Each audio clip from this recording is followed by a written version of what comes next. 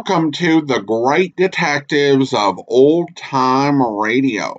From Boise, Idaho, this is your host, Adam Graham. In a moment, we're going to bring you this week's episode of Broadway's My Beat. But first, I do want to encourage you, if you're enjoying the podcast, please follow us using your favorite podcast software. Today's program is brought to you in part by the financial support of our listeners. You can support the show on a one-time basis using the Zelle app to box 13 at greatdetectives.net.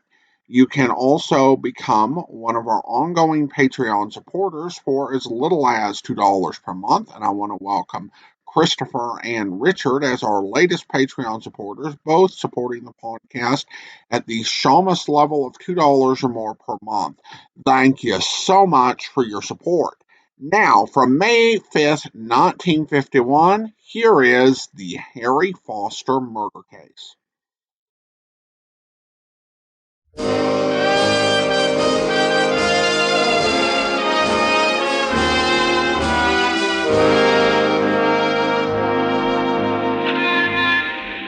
Broadway's My Beat, from Times Square to Columbus Circle, the gaudiest, the most violent, the lonesomest mile in the world.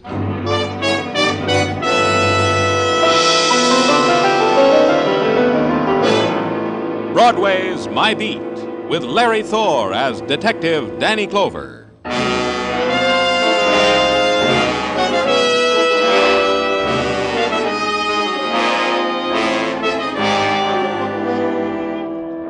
In the early twilight, Broadway is dappled with beginning shadows. It's the time of the small shock. The springtime's day starts its long scream down into night. It's time clock time, the hour for going home again. Close the ledger, lock the store, figure the overtime, smile at the boss, and out into the street.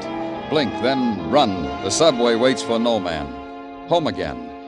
End another day again.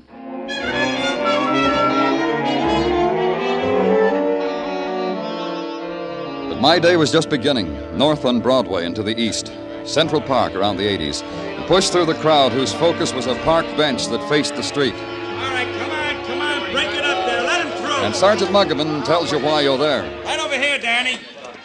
Stand right there near the bench. I found the knife. I didn't pick it up. Who's the boy? Paul Gilbert. Yeah. I haven't been home from school yet. Oh, you'll go home in a squad car, Paul. I promised him with the siren, Danny. Yeah, with the siren. What happened, Paul? How did the knife get there? I saw the man take it out of his own back and throw it down. And then the man staggered away. Mm-hmm. Did I show you this, Danny? All this blood? Wherever he is, he's hurt real bad. I want you to think for a minute, Paul. What did this man look like? Tall, I guess. Yeah, I guess that's all. He was tall. Most grown-ups are tall, aren't they, Paul? All of them, except for midgets. One more thing, Paul. Was there anyone with this man? Think hard. No, I don't think so. Well, you told me that the other man I saw wasn't with him. The other man in the hat just watched him. Then the man in the hat ran away. He wasn't with him. What did the man in the hat look like? He had a hat. That's all I know. I got scared. I ran. That's right, Danny. Paul ran right into Officer Curcio on the beat. Almost knocked him down. Curcio came back, saw the blood on the bench, the knife, phoned it in. Paul, did you know the man with the knife? No, I usually don't come home from school this way. We had an after-school game with the 8B2 over there on the playground. This is the first game of the intramural. A squad car, Muggavan, for Paul, with a siren.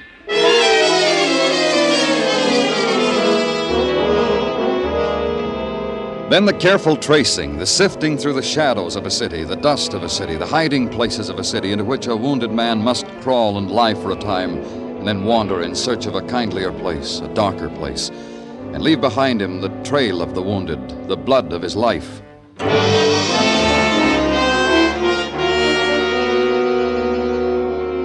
But the man who'd been stabbed had done none of these things. The hospitals told me that, the doctors, the fellow in the neat white jacket in the drugstore across from the park, who, not having a wounded man, offered me a special on shaving cream. Then the legwork of the man on the beat, harvesting the crop of those who had been at the scene of the crime, sorting them, packaging them, parceling them out to me, one by one. Look, mister, how many rides do we have to give you guys? I was calling on my girl. I brought her a box of chocolate-covered peppermints. She was beginning to understand me. We won't keep you long. You don't understand, mister. I don't stick close to my little bird. She busts out of her cage. I've known her to do that when I pop out 2 minutes for a corner newspaper. You were in the park this afternoon. Saw a man who was stabbed. Can you describe the man?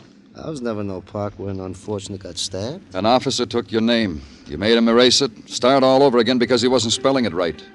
So you caught me in a lie. Can you describe the man who was hurt? Describe? Who got a chance to get close to him? Everybody pushing, shoving like it was a parade for a general. I'm lucky I got a peek at the top of his fleeing skull. Oh, that's all. Look, I want to explain why I lied about not being in the park. My girl, the bird, thinks I work for a living. It's a little white lie I used to keep her caged. That's all. You can go.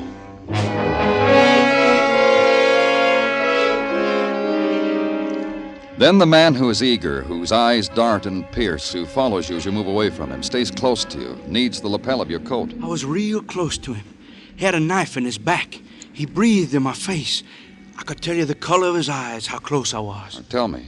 Blue eyes, washed out blue, and no tears in them, no tears at all. No remorse for the evil doing that had brought wrath upon him. Blue eyes. What color hair? Dirty, a dirty color, all matted.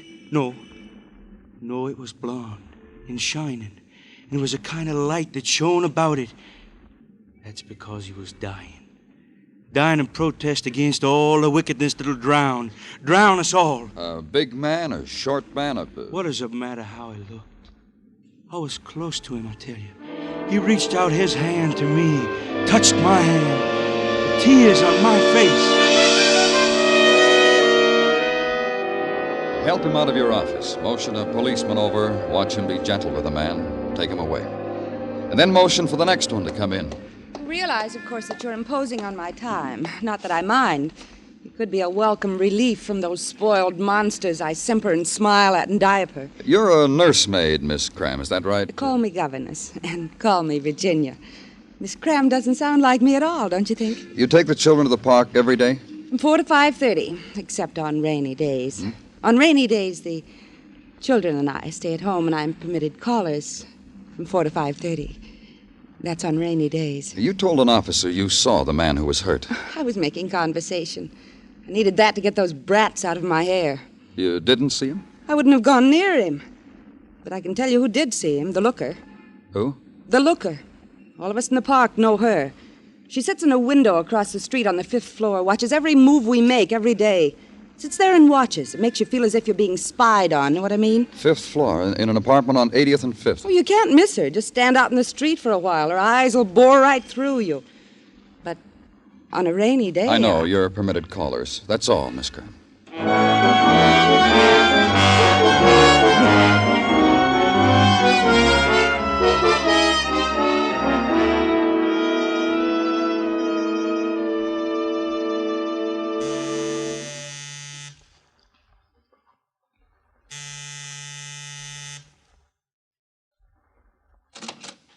Yes?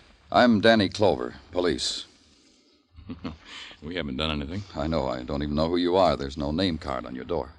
You want to come in and talk to us? All right. I'm George Mason. She's in the wheelchair. Diane's my wife. Good evening, Miss Mason. Diane? Diane, dear. Diane, we've got a visitor. He said good evening to you. Say hello, Diane. This is Mr. Clover. He's from the police. Mr. Mason, there was some trouble earlier across the street from you. Talk to her, will you? I'm trying something. Maybe it'll do her some good, talking to her. No one ever does, you know. You just talk to her and I'll answer you. All right. There was a man stabbed across the street from you, Mrs. Mason, in the park. Yes, I heard about it when I came home. Have you found the man? No. Mrs. Mason, I understand that you sit by a window every day. That's right, that one. She sits there, watches. It's her pleasure. Today? Every day. Then she must have seen what happened. She must have... Pretty. What? What are you trying to say, Diane? Can't you see how it is? I'm sorry. George, Yes. What is it? I saw a man today. I saw a knife today. Is there anything you can do? Can you talk to her? Diane, A man today. A knife today. Yes, well, can you tell me what the man looked like, sweetheart?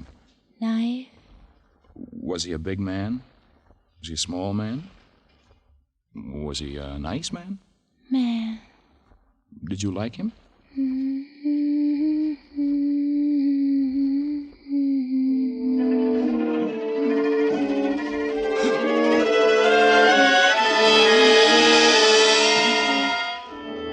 And try to erase from memory the eyes of the woman filled with the named terrors, the known terrors that dart and scurry, gnaw and nibble at the fleeting instants of serenity within her. And try to wash away in the city's night screaming the crooning of a tuneless song, and suddenly the known words, a man, a knife. And know that the eyes that absorb all movement, all shadow, all light on faces, and things that pass before them, have seen nothing. Not the man who was stabbed, not the one who did the stabbing. And then the long walk to the darkened room, turn on the shaded light bulb, and search the cupboards for sleep. And finally, it comes.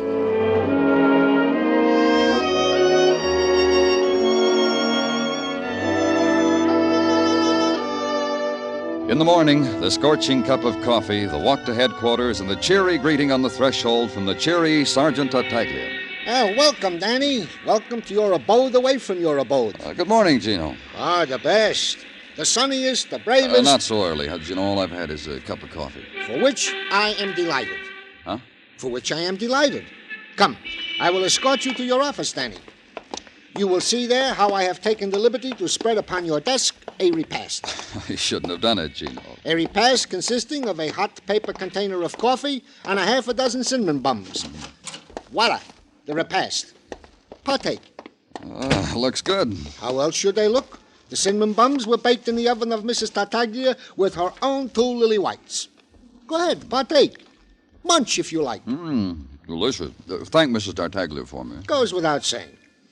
And now, to the events of the morning. Okay if I disturb while you munch? Yeah. We of the department have discovered that this park bench upon which an alleged man was allegedly stabbed has been a lucky bench.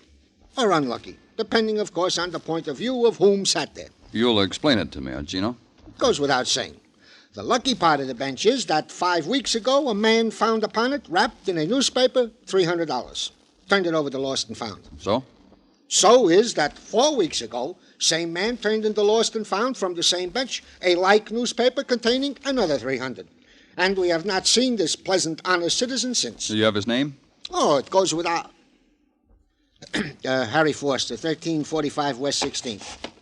Want I should keep the cinnamon buns hot for you, Danny? Do that, Gino. You go ahead and do that.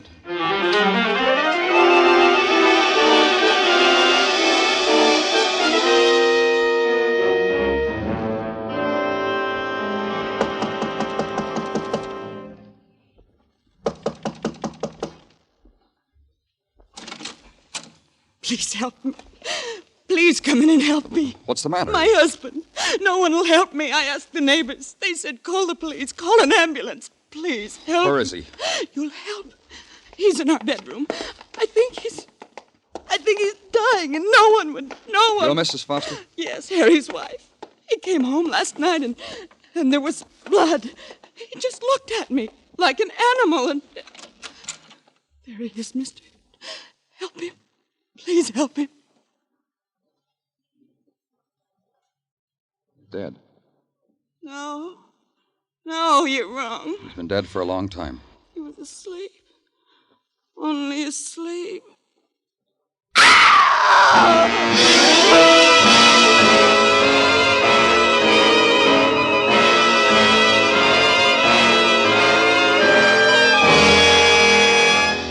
You are listening to Broadway's My Beat, written by Morton Fine and David Friedkin, and starring Larry Thor as Detective Danny Clover.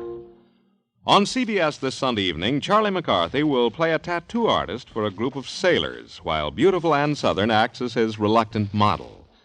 There'll be more fun with Eve Arden, Amos and Andy, Red Skelton, and Corliss Archer. Stay with CBS this Sunday, for these great comedy programs will be heard on most of these same stations.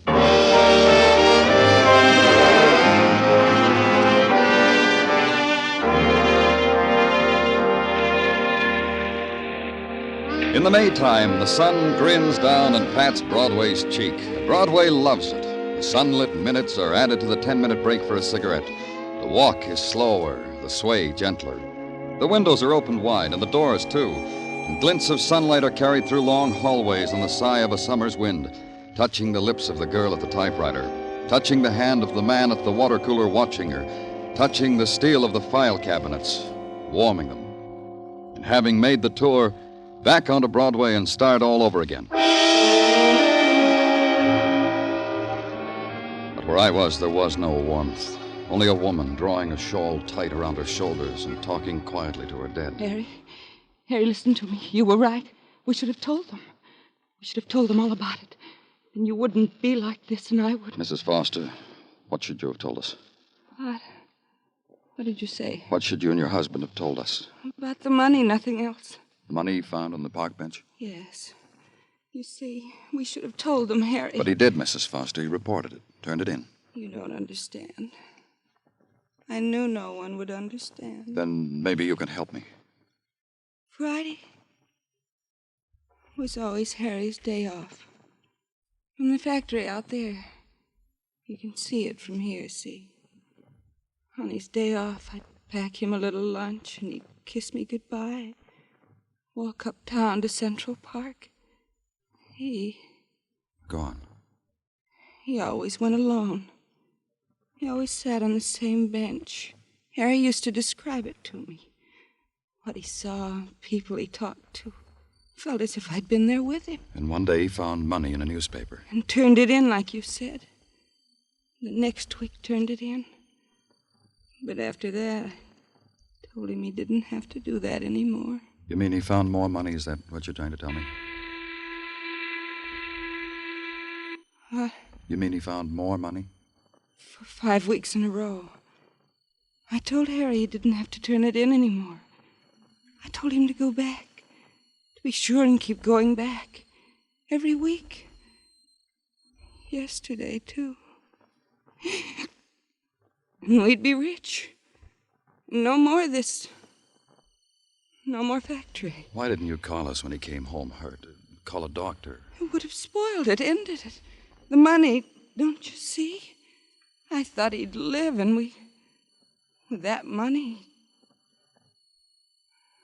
No. You couldn't. You couldn't see.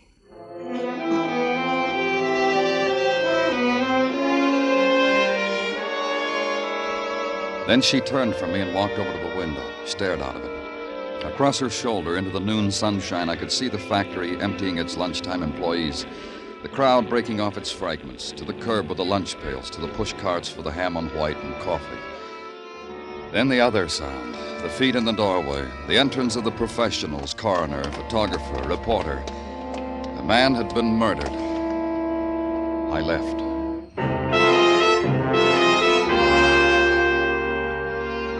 Then back again to Central Park and the park bench of the stabbing. Sit on it. A man named Harry Foster used to find money here, and he was killed. And a woman who had seen it happen, a woman who sat at a window every day. I looked up to the window. She wasn't there. I wondered why.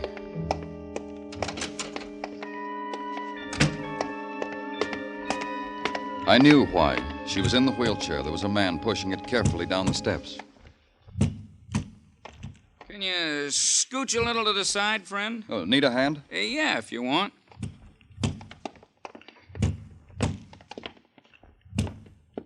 Thanks. How are you feeling, Mrs. Mason? She ain't gonna answer you. I didn't know she left the house. Why should you even bother? Oh, I'm Danny Clover, police. Oh, hi, I'm Ben Taylor. Got a U-drive down the street. Only Mrs. Mason here, different. Kind of a take drive. Oh, I see. Just today? Oh, no, all the time. From 1 to 3, the element's willing. I take her for a ride. Sometimes here, sometimes there. Oh, sure. Right away, Miss Mason. See you, Danny. Oh, wait a minute. How long have you been doing this, Ben? Right. Well, since her accident. Since at Coney last year. Hurt her back. Here and up here, her head. Right. Come right. I guess I better take her. I heard her cry like that before. I can't stand it. Sure. It's a nice day, Mrs. Mason. I hope you enjoy your ride. Oh, she will. She likes riding in the car. See you around, Danny.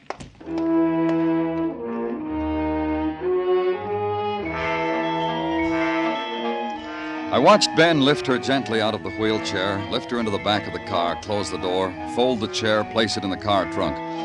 Then back and saying something to her. She looked up for an instant. Her eyes found me. Then she smiled and shaped a lost word with her lips. They were gone.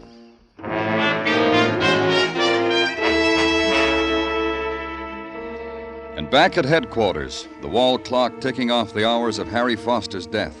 Ticking off the hours that his murderer came to a park bench, looked at it, smiled, walked away in the warm sun. Ticked off the question of why money had been left there for Harry Foster to find week after week on Friday's twilight. And at 4 o'clock, the door opening slightly, and all you saw of the man was his cocked head. You Mr. Danny Clover? That's right. You want something? Only to know if you're Mr. Danny Clover and to give you what I have in my pocket. They said I should give it to you, you being the interested party and all. What have you got in your pocket? This, an envelope, stamped and everything. I found it. Give it to me. It's addressed to George Mason. Anybody can see that. That's the husband of that woman, the cripple, the one they call a looker in the papers, the one they think they saw that stabbing. I did right bringing it to you, huh? It's been opened. You opened it? Don't lie to me. You opened it and then resealed it. All right, I opened it. I'm a normal kind of fella with all the normal curiosities. First, I was going to mail it when I found it. But then I saw who it was addressed to. I couldn't restrain myself. I'm like the proverbial cat, Mr. Clover. It could make trouble for you being like that. Not when you see what's in it. Not when you see what it says. It says, you've made a terrible mistake. That's all. Not another word. See? You can't do anything to me for just reading that. You just read it yourself. That's why I brought it to you. Because I'm a cooperative citizen. Where'd you find it? At Grant's tomb. You know, I've been curious about that tomb for years now. Finally, I took time off to go to study it. Then I found a letter on the steps. And I never did get to really study Grant's tomb. Tough. You'll stick around, huh? Some of our boys want to have a long chat with you. They enjoy curious fellas. Sure, anything you say. I'm nothing if I'm not cooperative. Just nothing. I wouldn't say that, but you stick around, huh?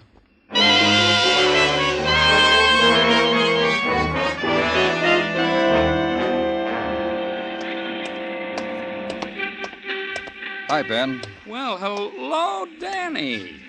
Hey, how do you like this, huh? I rigged up so when it's a sunny day, the telephone is on the outside of my shack. Inspiration, huh? Fine. Who wants to be on the inside when outside it's sunny?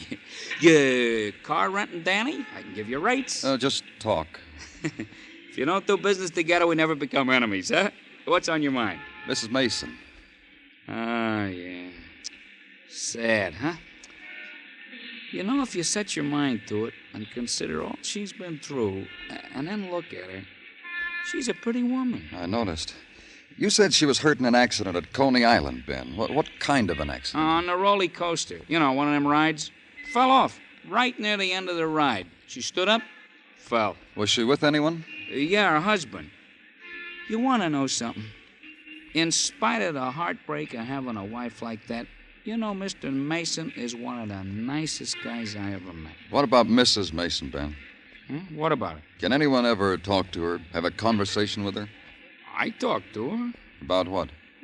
Things. You know, ain't it a pretty day, Mrs. Mason? Is there a draft on you, Mrs. Mason? I talk to her.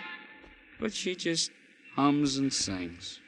But you know, I think she's getting better. Maybe I'm contributing. Where'd you go driving today? Down Riverside Drive. You know, the river, Grant's tomb, the churches. Thanks a lot, Ben. Anytime, Danny, anytime at all.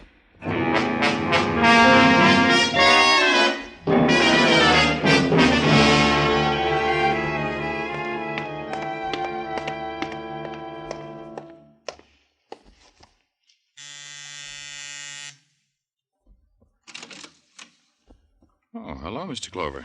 Good evening, Mr. Mason. We're delighted to see you. Please come in.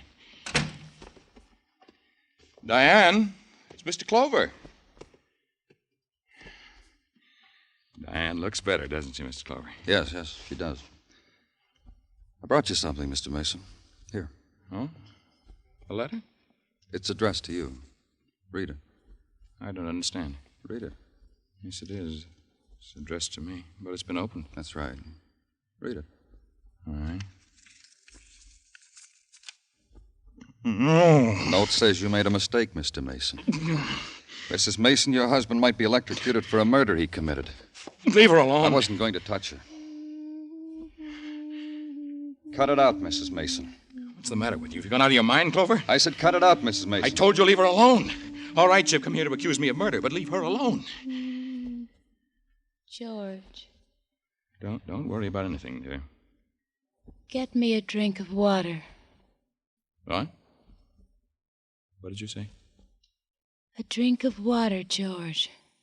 Cold water from the refrigerator. Diane. Darling, a drink of water. Do it. You won't be able to wait on me anymore. Mr. Clover's going to take you away from me. You're talking like you know what you're saying. You do know what you're saying. What's happening? What's happening to us? It's already happened. It's all over.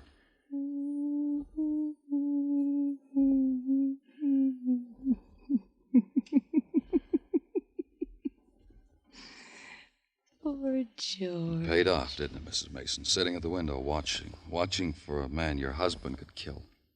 Simple little man. He came and sat on the same bench every Friday. He got paid for a while. It was you. You wrote that first letter, Diane. And this one. Made me pay blackmail to a man who didn't even know me, didn't know anything about me. It was so simple. Write a letter, put a stamp on it, drop it from the car. Someone picked up the first letter and mailed it. About 5 weeks ago, a letter with instructions in it. Why, yes. Leave money every Friday on the park bench. And the man who picked it up, Mr. Mason, you thought was a blackmailer, so you killed him. She's crazy. She really is. She's crazy. No, I'm not. I'm just a cripple, George. I can't move from this chair. Honest. But I'm not crazy. She's crazy. What did that first letter say, Mr. Mason? Well, that a man saw me push my wife off a ride at Coney Island. He demanded blackmail, but I didn't push, Diane. Then why did you pay the money, darling? That you weren't going to let your husband alone, were you, Mrs. Mason? Even after he did what you wanted him to do, murder a man. Another letter, that one your husband's holding, telling him he killed the wrong man. It's not much to ask, is it? Wanting George to suffer? Look at me. You're an accessory, Mrs. Mason. Am I? What can you do to me? A cripple in a wheelchair. In a prison? Will that be different? Tell me how. I didn't push you, Diane. I didn't push you. You fell off that ride. You fell. Liar. Diane. You're a liar, George. Diane, will you listen to me? I made it up to you. I carried you. I waited on you. I went crazy that day. I hated you. I don't know why. I don't know. Oh, I know why.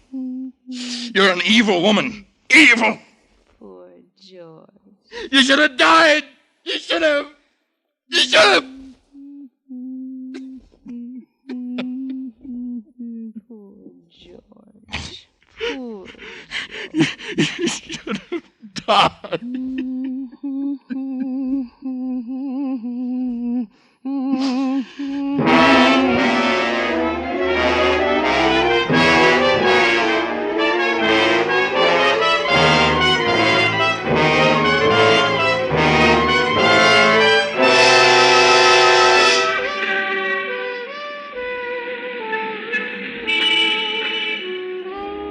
It's night on Broadway now. There's easy laughter, and a trumpet skirls its music into the grinning mob. It's top of the evening. Have another drink on me, kid, and let's sit this dance out.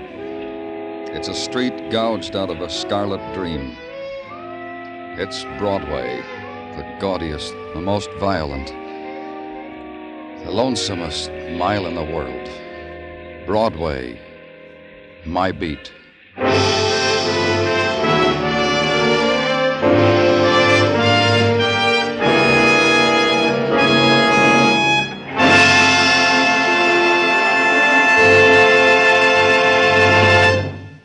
Broadway's My Beat stars Larry Thor as Detective Danny Clover, with Charles Calvert as Tartaglia and Jack Kruschen as Muggavan. The program was produced and directed by Elliott Lewis, with musical score composed and conducted by Alexander Courage. In tonight's story, Lamont Johnson was heard as George Mason, Cathy Lewis as Diane Mason, and Virginia Gregg as Mrs. Foster. Others in the cast were Herb Vigran, Lou Krugman, and Johnny McGovern.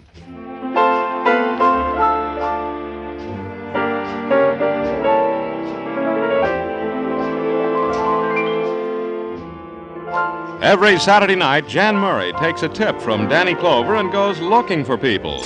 Only Jan's beat is the United States. By coast-to-coast phone, he offers $1,000 in cold, hard cash if you can identify the phantom voice. So stay tuned now as Jan Murray and Sing It Again follow immediately on most of these same CBS stations.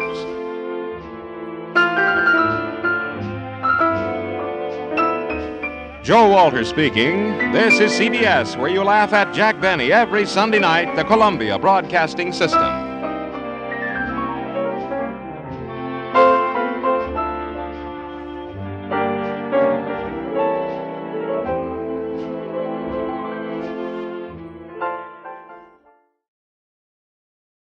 Welcome back. A good episode, although in the first half, Danny was being unusually abrupt in dismissing witnesses, as if he realized that he had to get through these witnesses in order for the episode to stay on schedule. The boy who was given a squad car ride with the light on was one thing that made me wonder how often that happens. I tend to think, unless it's a parade or something, the light should only be used for true emergencies, but maybe I'm a stick in the mud. Danny called the killer's wife an accessory, and I'm not sure that's right. In fact, I'm pretty sure it's not.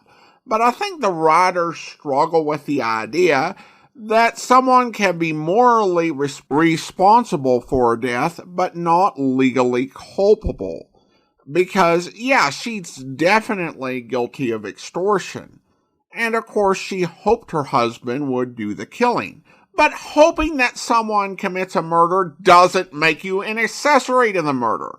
The husband did it all by himself with no assistance from her in either planning or covering up the crime. Well, listener comments and feedback now, and we have just a very brief comment over on YouTube on the Thomas Hart murder case. Listen, enjoyed, great, thank you. Appreciate that you enjoyed the episode. And then a listener just left a remark on the listener survey, Broadway's my beat. Well, thank you so much, and that one was from Matt. And now it is time to thank our Patreon supporter of the day. And I want to go ahead and thank you to Steve, Patreon supporter since May of 2019, currently supporting the podcast at the detective sergeant level of $7.14 or more per month. Thanks so much for your support, Steve. And that will do it for today. If you're enjoying the podcast, please follow us using your favorite podcast software, and be sure to rate and review the podcast wherever you download it from. We will be back next Wednesday with another episode of Broadway's My Beat, but join us back here tomorrow for Dragnet, where... You've been driving a couple of years for Lavelle Trucking Line, is that right, Burroughs? That's right, yeah. What if you'd mind running it through for us again, Burroughs? Maybe there's a few details about the thing that you forgot to mention, huh? Well, it won't be any different than last time. I pulled out from the loading dock about 6 o'clock yesterday morning, hauling a load of Scotch whiskey over to Phoenix. Mm-hmm.